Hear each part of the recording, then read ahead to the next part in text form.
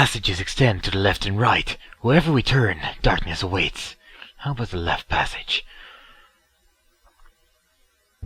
As though we're inside a gigantic snake, the passageway twists and turns, stretching deeper and deeper into the mansion. We now stand in almost complete and utter darkness. Just a trace of moonlight manages to illuminate the path. I stop for a moment and realize it's now completely silent. I feel as though we're being watched silently by every single being in this dreadful house. Taking a deep breath, I move on.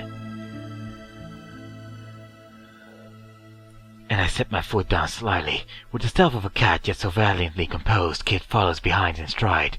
Drifting in and out of the shadows, the macabre feeling of Magil looks out from behind. The Weaver of Fate has surely by now taken notice of us, cradling us carefully in her arms.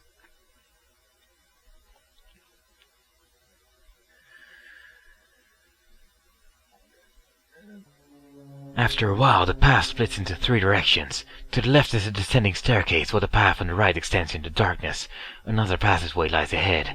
I take the stairs. As I start to slowly descend the stairs in the dim light, I stretch my hand out in front of me and try to feel for something. However, all I'm greeted with is the moist feeling of these grimy stone walls. We've descended the staircase. To the left lies a huge stone archway, and to the right we can see a narrow path twisting into the darkness.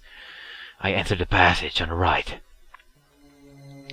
The passageway makes a sharp turn to the right before stretching on through the subterranean maze. Before long, we're greeted with a beautifully ornate set of doors to the right. Strange, there's a distinct smell of flowers coming from here. I enter the room.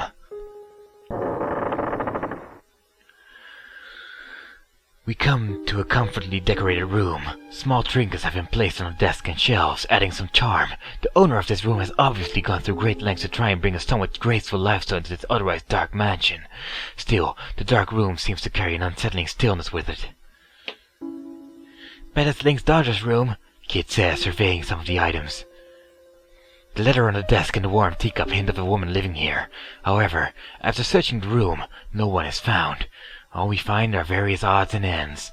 A beautifully arranged set of flowers, a white handkerchief carelessly tossed aside, a small bottle of perfume, and so on. Although the stuff adds atmosphere to the room, none of it is really worth anything to us. Kit also seems to feel this way, disregarding most of the stuff in here. She picks up a small box decorated with a serpentine coat of arms. However, like the rest of the items in here, it looks like it's of little worth to us. What should I do now? I check the dresser drawers. I open the dresser. All sorts of different colored garments have been placed in the drawers. Frills, lace, and just about every color of lingerie. Wonder what kind of dress this is, Kit mutters, holding up a silk garment from the bottom of the drawer. Examining the dress, I can see she's fascinated with it. "I've never worn anything like this before," she says, running her hands across the fine floral lace. She slides the dress down her shirts and pulls it over her shoulders. After a moment or two of shuffling around, she undoes her shirt, and I see her wearing nothing but a silk dress. She looks as graceful as a fairy with it on. "Wow, look at me. I'm a lovely maiden. Not a scrap of roughage on me." "None whatsoever. A perfect fit."